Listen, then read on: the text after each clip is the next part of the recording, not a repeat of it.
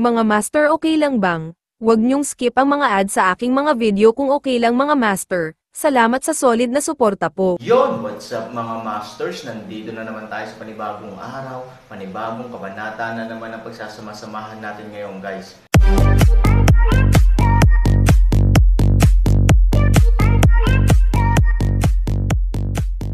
Bali mga masters, kung bago ka pa lang po sa aking YouTube channel, please click the subscribe button, lalong-lalo na po yung notification bell guys, para maging connected pa rin tayo sa isa't isa at maging updated kayo sa mga susunod ko pang video.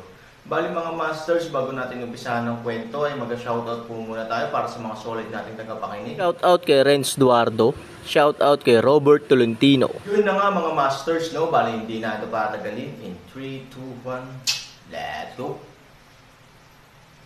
Bilang isang taga-nayon, tiyak na alam niya ang lakas ng mga taong ito, at alam din niya ang mga pamamaraan ng pinuno, tsaka hindi ko alam kung anong nangyari ngayon, hindi lamang ang kalaban ay may malaking bilang ng mga tao, ngunit sila ay nagpadala din ng 4 na pinuno ng sabay-sabay. Sa ganoong line-up, kahit na ang maalamat na 6 ay hindi pa lumitaw sa nayon dati, alam na alam niya na kapag dumating ang mga taong ito, hindi banggitin ang pagpatay ng isang tao, kahit napatayin nila ang buong nayon, sapat na iyon. Kaya naman, kung ang lahat ay naghihintay dito para mamatay, mas mabuting tumakas at bilangin sila isa-isa.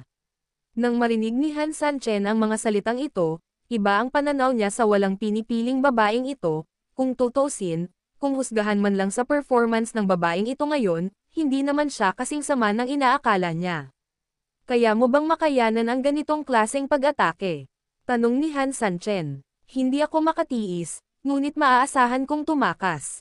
Mahinang tumawa si Han Sanchen, at pagkatapos ay dirdiretsong gumalaw, okay, sapat na ang iyong mga salita, kunin mo ang alipin at ang 2 masamang tao at umalis ka muna, lulutasin ko ang bagay na ito ngayon. This won't work, you. Pagkakita ni Han Sanchen na hamarang sa harapan, bahagyang uminit ang puso ng babae, hindi niya inaasahan na gagawa ng ganoong desisyon si Han Sanchen sa oras na ito, hindi ka taga-nayon namin at wala kang kinalaman, hayaan mo akong alagaan sila at madala mo sila. No one has ever refuted my words, umalis ka na. Bilisan mo. Pagkatapos magsalita ni Han Sanchen, direktang itinaas niya ang Jade Sword, at pagkatapos ay nakaramdam siya ng malupit sa kanyang puso, at hindi niya maiwasang madagdagan ang sirkulasyon ng enerhiya sa kanyang katawan. Sa susunod na segundo, ang buong Jade Sword ay biglang kuminang ng maliwanag, at isang napakadominanteng aura ay nagmula sa espada. Ito ang kapangyarihan at pambihira ni Han Sanchen, kahit na hindi siya gumagamit ng sapat na chi ngayon. Nang makitang ganito na si Han Sanchen, bahagya namang kinagat ni Xiao No ang kanyang ngipin at sinabing, Mr. Han, hindi ako aalis, kung mamatay ako, mamamatay tayong magkasama, walang dahilan para iwanan ang mga bisita dito. Pagtapos magsalita ni Xiao, parang may sigurado ang babae, sa biglaang puwersa, itinuro niya ang lahat ng enerhiya ng kanyang katawan ng direkta sa liwanag at nahulog mula sa langit. Boom! Sa pinagsamang puwersa ni Han Sanchen at ng babae, ang 2 sinag ng liwanag sa Han Sanchen ay biglang bumaril sa kalangitan, at marahas na bumangga sa enerhiya ng espada na bumabagsak mula sa langit. Ano? Nakikita na ang lakas ng 2 sinag ay hindi mahusay, ngunit ganap nilang nahawakan ang lakas ng espada na bumabagsak mula sa langit, hindi banggitin ang iba pang 3 pinuno, kahit na ang pinakamalaking pinuno ay napuno ng sorpresa sa oras na ito. Ang babae ay tila walang mataas na antas ng paglilinang, at ang batang lalaki sa kanyang harapan ay parang isang ordinaryong tao, na walang kahit katiting na pagtatanim sa kanyang katawan. Gayunpaman, ang 2 taong ito ay talagang nakatiis sa kanyang napakalakas na hakbang sa pagpatay na tulad nito. The last time I encountered a situation like today, hindi ko alam kung ilang taon na ang nakalipas, baka wala sa alaala, siguro, kahit na meron man, it was 100 years ago. Ngunit sa loob ng 100 taon, muli itong nangyari. You two guys are quite interesting, biglang na-relax ng husto ang mga kilay ng pinuno, at may bahagyang ngiti pa sa mukha niya saglit. Hindi na mabilang na taon mula nang makatagpo siya ng isang kalaban na nagpakilig sa kanya. Interesting, very interesting, ngumiti siya ng mahina, biglang nadagdagan ang tunay niyang kapangyarihan gamit ang kanang kamay, at muling idiniin ang higanteng espada. Ang sword energy ay parang espada sa kamay, biglang dumidiin. Sa ilalim ng espada, halos sabay na nanghina ang mga tuhod ni Han Sanchen at ng babae, napaluhod na lang ang babae at bumulwak ang isang subo ng dugo. You guys, I told you to leave. These people are very powerful. Now, while I can barely hold on for a while, kunin nyo na ang mga tao at umalis kayo ng mabilis. Kung gusto mong umalis, pwede kang umalis, lalaki ako, paano ko hahayaang tumayo ang isang babae sa harapan ko? Kahit hindi ako pamilyar sa'yo at kahit kaaway mo, babae ka pa rin, malamig na sabi ni Han Sanchen. Matigas na umiling ang babae at hindi na nagsalita pa, kinagat niya ang kanyang mga ngipin at ginamit ang kanyang pinakamalakas na lakas para tulungan si Han Sanchen na makatiis sa air sword. Medyo natahimik si Han Sanchen, naging ganito, bakit ang tanga pa rin ng babaeng ito? Nagmamadali itong sumigaw sa kanya, ano pa ang ginagawa mo dito? Kung hindi ka na makatiis, mamamatay tayong lahat ngayon, bilisan mo na ako. Ang babae ay nagngangalit ang kanyang mga ngipin at nagpupumilit, ngunit nabigla rin sa kapangyarihan ng Chi Sword, nang bigla siyang pinagalitan ni Han Sanchen, natigilan siya saglit, at hindi maiwasan ng mukha niya ang bahagyang galit, this damn man, you help him so much, but he still has such a vicious mouth. You guy, do you think I am a person who greedy for life and fear of death? Now we are unanimous in speaking to the outside world, hindi mas takot sa kamatayan ang mga tao sa village natin kaysa sa iyo, outsider, Ero, kuya. Come on. Kasunod ng kanyang soft drink, si Lucien at Erhu ay nagmamadaling tumakbo sa gilid ni Han Sanchen, at pagkatapos ay binigyan ng bawat isa si Han Sanchen ng kaunting suporta at nagdagdag ng kaunting lakas sa higanteng espada. Saglit na hindi nakaimik si Han Sanchen, at hindi niya maiwasang mapangiti sa kanyang puso. Anong kalokohan ang nangyayari? Kung ang kasalukuyang magagamit na antas ng pagtatanim ng Han Sanchen ay maaaring kasing dami ng isang pool ng tubig, kung gayon ang zinki ng babae ay maaaring kasing dami ng isang palanggana ng tubig, as for these two guys, it feels like a drop of tears. Kuya, nagtutulungan ba kayong dalawa?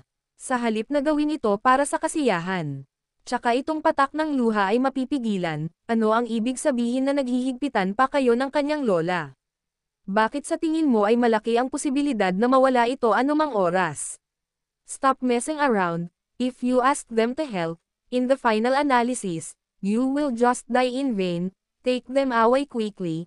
This is not the time for joking or fighting. Also, don't call me that guy. I call me Han Sanchen. Damn.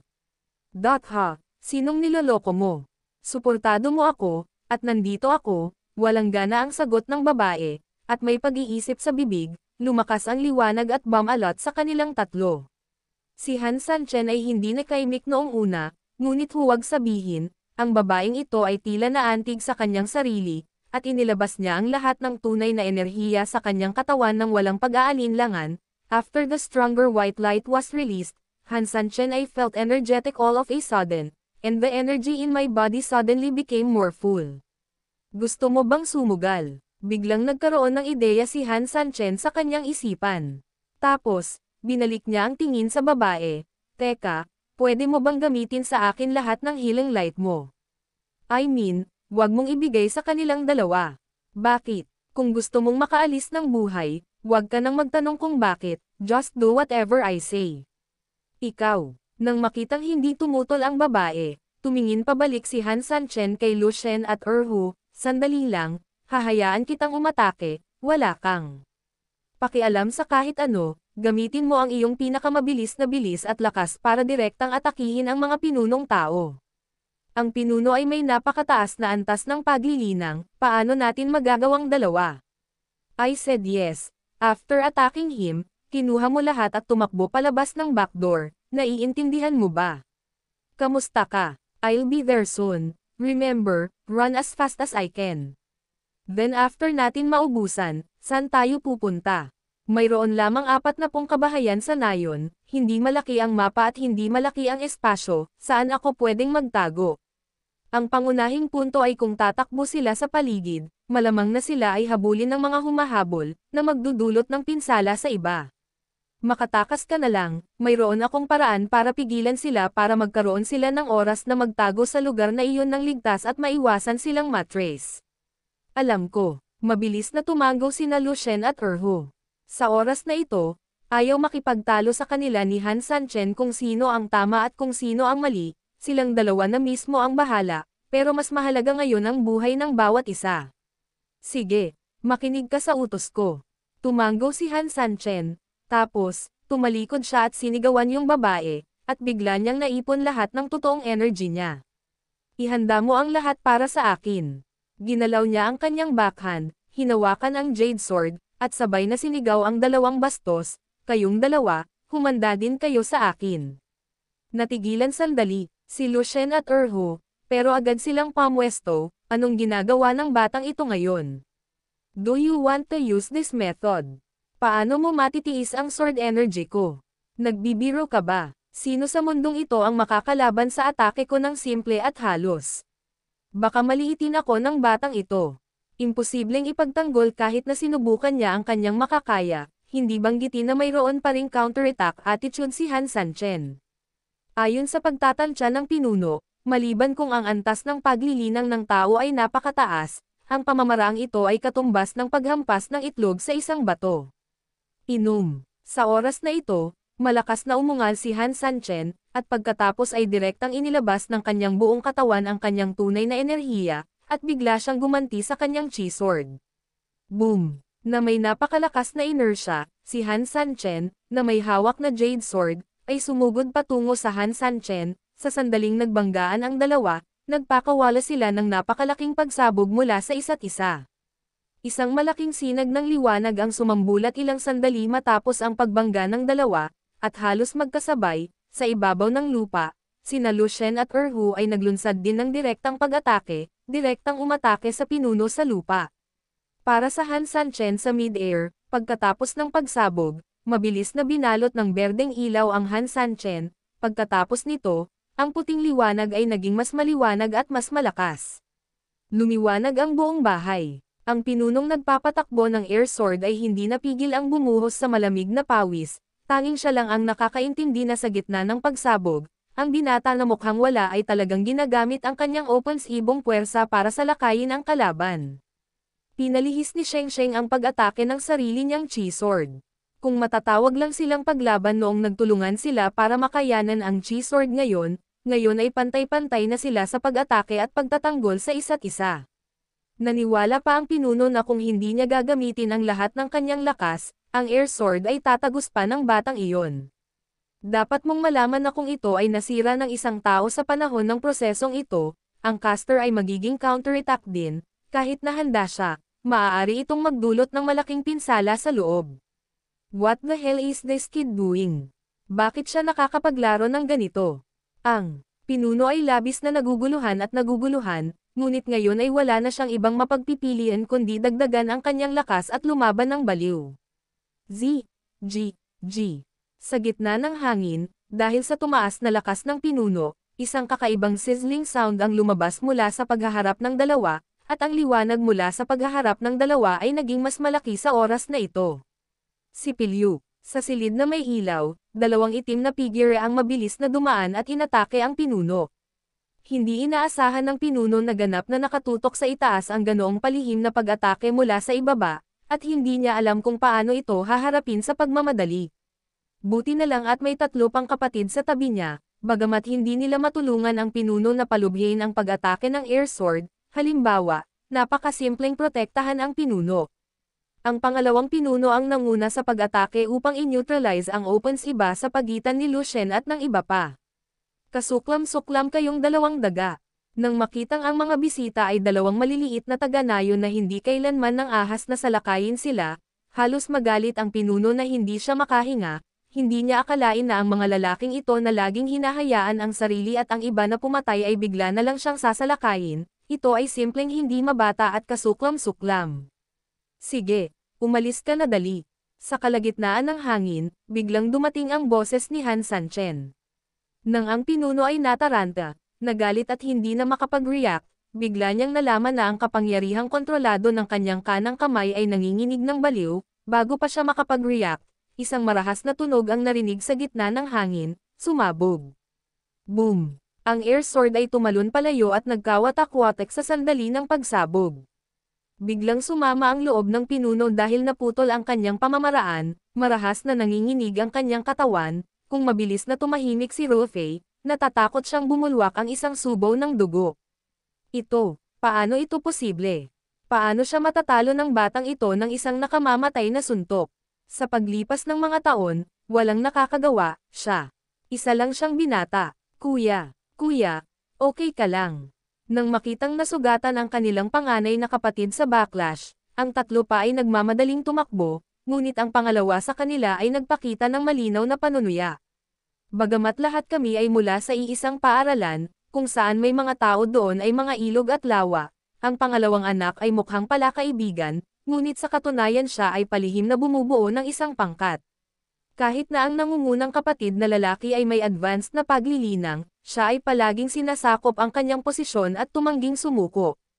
Kaya't laging walang pagkakataon ang pinuno sa iba dahil sa kanyang lakas, ngunit ngayon ay nasugatan na siya ng isang binata, ibig sabihin ay dumating na ang pagkakataon, paanong hindi matutuwa ang pangalawang anak sa kanyang puso. Ngayon, tingnan ko kung gaano ka kamahal.